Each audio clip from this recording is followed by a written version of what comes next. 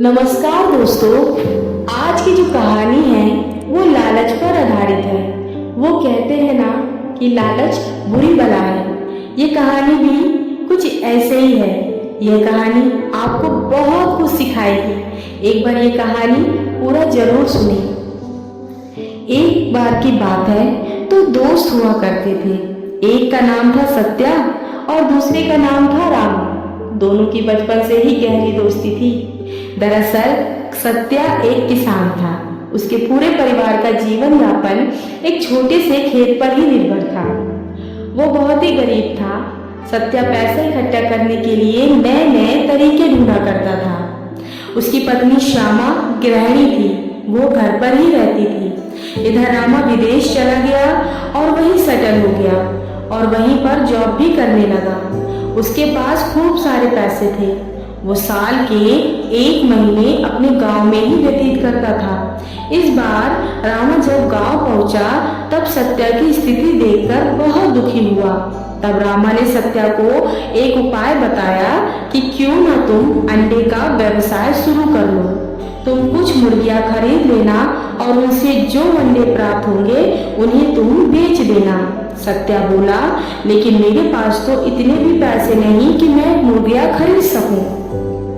तब रामा ने सत्या को समझाते हुए कहा कि देखो मित्र, मैं तुम्हारी सहायता करने के लिए तैयार हूँ। ये कुछ पैसे रख लो, बाद में तुम चाहो तो मुझे लौटा देना। सत्या तैयार हो गया और बाजार जाकर उसने उन पैसों से मुर्गियां और उनके लिए चारा खरीदा। कुछ दिनों तक तो सब कुछ ठीक चल रहा था। एक दिन मुर्गियों ने अंडा देना प्रारंभ कर दिया। उस दिन सत्या अपने खेत गया हुआ था और उसकी पत्नी श्यामा घर पर ही थी। श्यामा यह देखकर खुशी से भर गई कि उसमें से एक मुर्गी ने सोने का अंडा दिया था। सत्या घर पहुंचकर अपनी पत्नी को देखकर हैरान हो गया। सत्या के पूछने पर उसकी पत्नी ने सभी बातों को विस्तार से बताया कि कैसे मुर्गी ने सोने का अंडा दिया। सत्या भी बहुत खुश हो गया। अब सत्या के बुरे दिन खत्म हो गए थे। एक दिन उसकी पत्नी श्यामा ने सोचा कि कितने दिन तक एक एक सोने के अंडे लेते रहेंगी। क्यों ना सोने के अंडे एक साथ प्राप्त किया जाए, इससे हमारी 7 पुश्तें बैठकर खाएंगी। वो तुरंत इस बारे में अपने पति से बात करती है। सत्या ने भी बिना सोचे समझे अपनी पत्नी की बातों में आ गया। फिर क्या था, वे दोनों तेज धार वाली चाकू लाए और मुर्गी का पेट फाड़ दिया।